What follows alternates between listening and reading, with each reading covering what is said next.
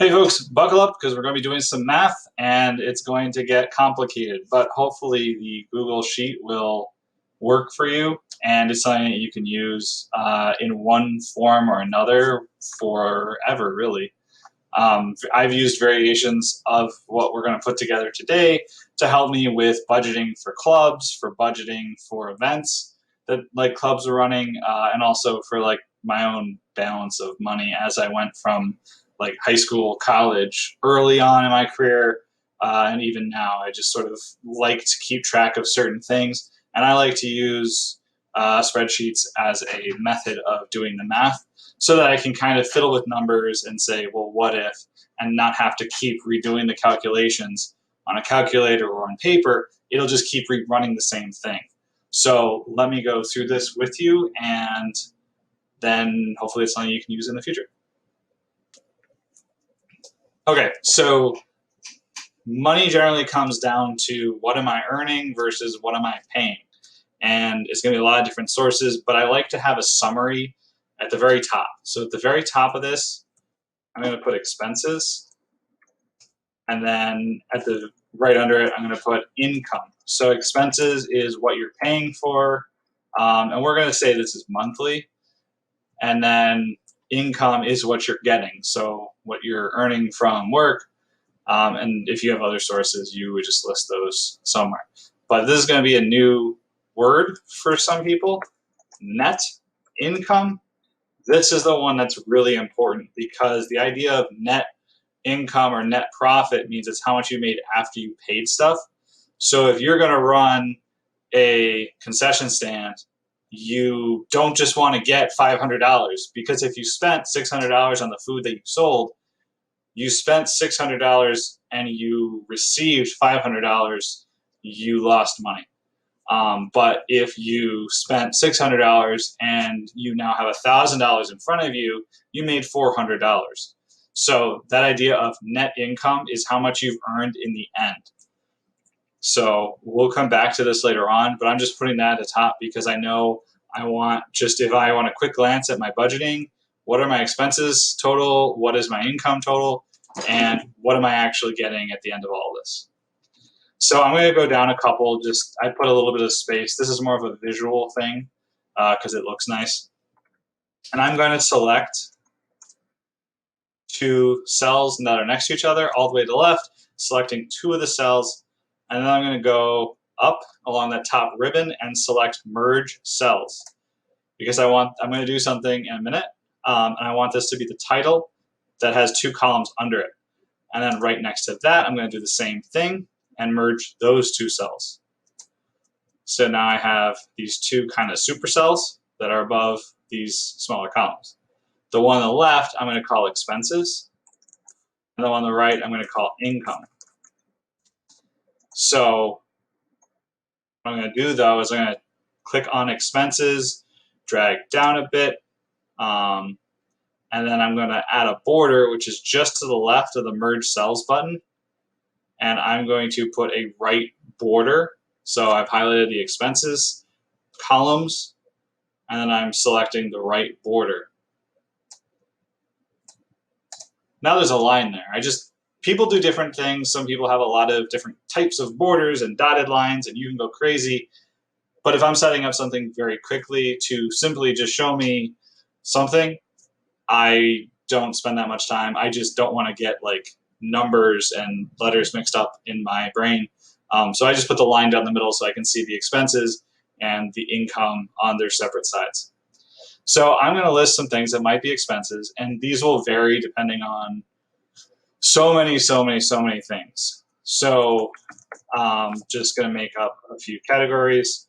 Let me see, rent, cell phone, internet, groceries, gas, electric, water, car, savings. So these are just different categories of expenses you might have. Put them all in there for what we're doing now. But if you put nothing in there and you actually use this in the future, you can change it however you want. I just want you to have them in there so you kind of have thoughts about that these exist.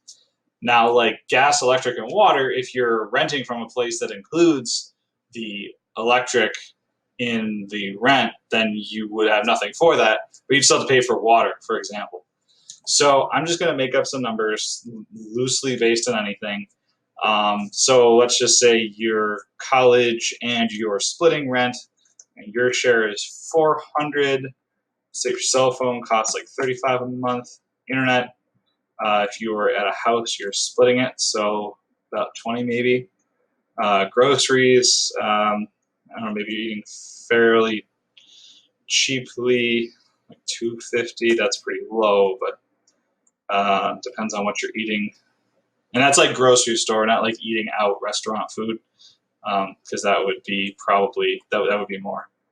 And then gas, electric, water. I'm just going to leave those empty.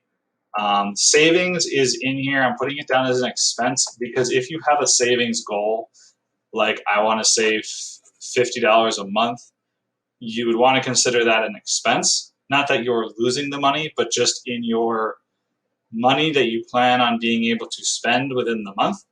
It is, if you're saving it, it is not available for you to spend.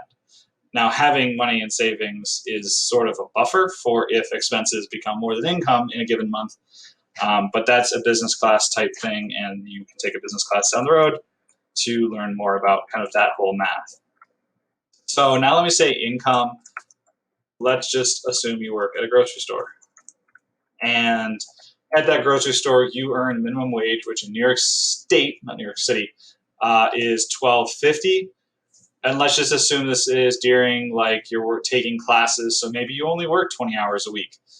And at 20 hours a week, that's 80 hours for the month. Like if you're paid every other week kind of thing. So in the span of a month, you're working 80 hours, and in that time you're paid. Mathematically, you would say 12.5 times 80 is 1,000, but just glossing over this topic, and this is a whole unit if you took a business class, taxes and other stuff that goes into your check, you actually get like 876-ish, because there's things that come out of your check when you earn money.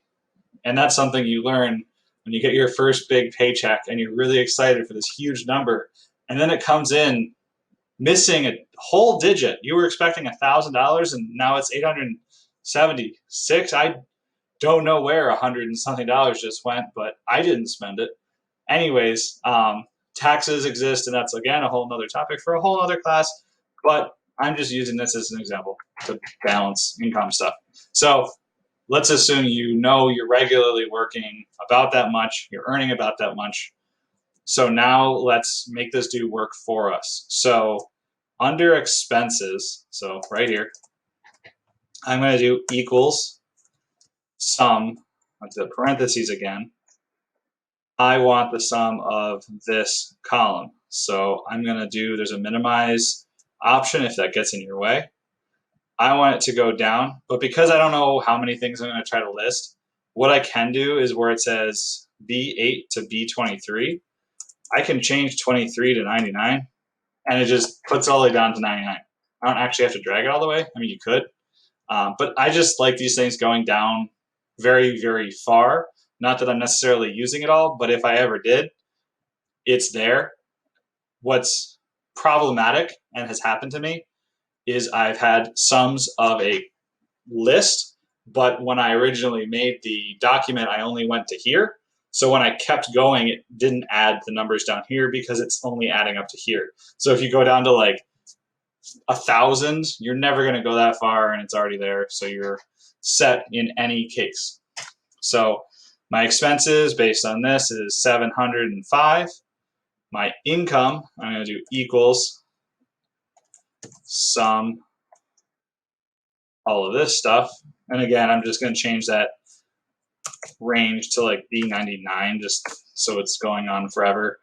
Because I don't know, maybe you have like a second job that you just work like, I don't know, short thing here and there, newspaper sales.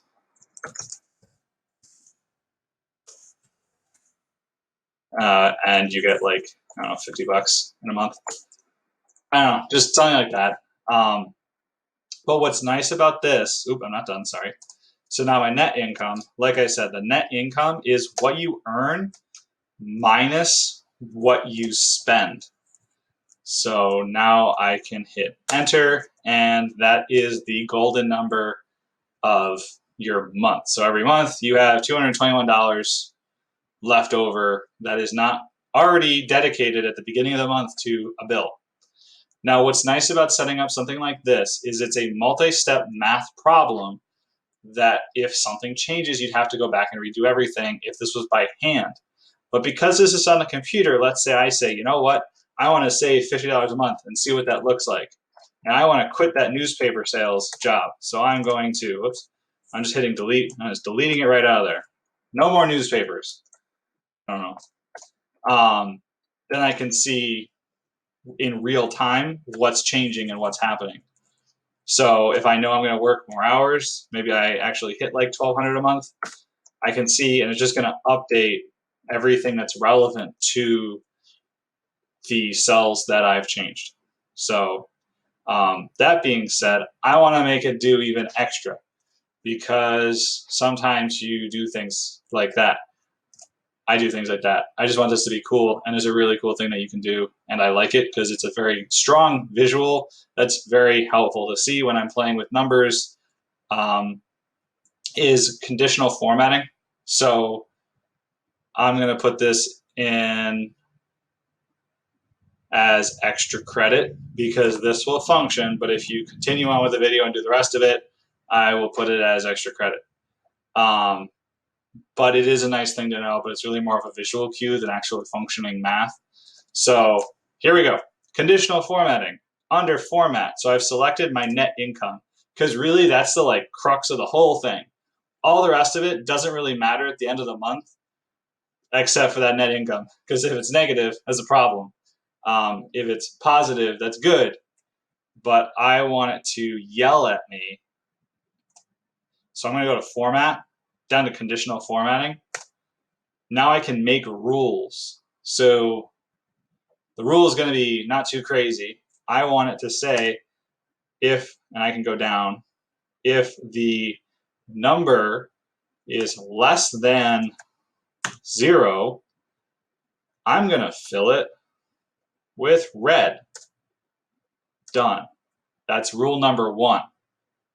And add another rule, because I also like positive reinforcement.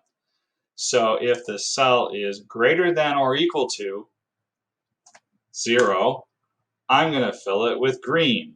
Done. Oh, I screwed up. Wait. Did I pick font color? I'm going to fill it red. Okay. Done. I think I made the text color red as well. Done. Okay. Cool. Okay, so that's how it should look. Sorry about that. So now let's say I buy a car and I'm like, I want a car, and every month it's going to cost me $500. Now it's like red, and I can say I shouldn't do that, even though I'm a mildly intelligent person who can read numbers. But now it like changes color on me, and then I can, you know, adjust numbers, and then the color changes, and it becomes more pleasant and slightly more agreeable. So anyways, that is going to be the assignment. What I am looking for you to turn in, and again, I will put this as text on the assignment, is you have these categories, some numbers here, some number here for something under income, and it functions, like it works. It's got to actually add your expenses, add your income, and put a net income there that is mathematically correct. So make sure you are subtracting that this cell here is your income minus your expenses. And then if you want some bonus points to this assignment, make it change colors. Again, it doesn't really do anything with the math. It just looks nice, and it kind of yells a better visual indicator of things. But that's a multi-step math assistant kind of thing in Excel that has a dedicated function that you can actually use. So do that. Hopefully you save it and find it useful and can use it in other applications. All right, let me know if you have any questions.